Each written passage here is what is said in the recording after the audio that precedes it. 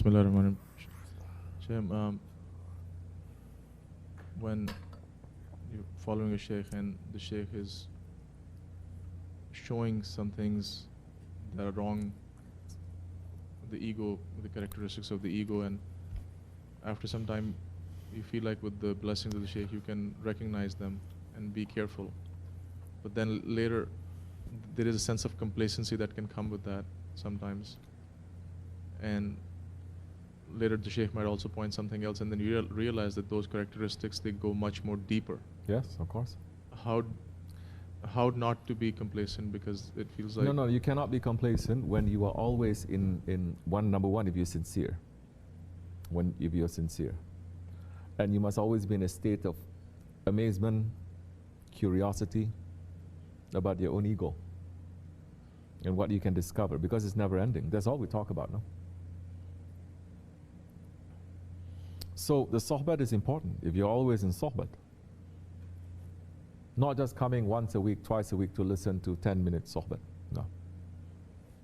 You're thinking, you're trying to be with the Shaykh, trying to be with the work that he's doing. Being with others. You're not separating yourself, and you're looking. Then you're not going to be complacent, because the signs will be there, shown to you, before anything happens. Always a sign to be shown you. Everyone else is a reflection of you. You take that a little bit seriously. Especially the one who completes your religion, the one that you're married to. That one is going to be a reflection on you. Of your ego too, yes. This is where people draw the line. They say, okay, I can come here and be a murid, but when I go home, I'm not a murid anymore. That's where you lost everything. The best place for you to understand, to look, that Prophet is saying openly, this is half of your religion. You complete your religion when you get married, no? But you're not looking at that. You say, okay, I can watch my manners here, but when I go home, everything is like this. Then you lost everything. Well, at that time, yes, you can be complacent, because you're blindsided. You think it doesn't apply. Since when it doesn't apply? If you cannot control yourself in your own family, you think you can control yourself here? You cannot. If you don't know how to stand up like a man in front of your own family, you think you can stand up against shaitan? You cannot. That time you're going to stand up against your shaykh and you think you're a man. You're not a man. You're a woman. Worse than that. And put another alphabet next to so many. Understand?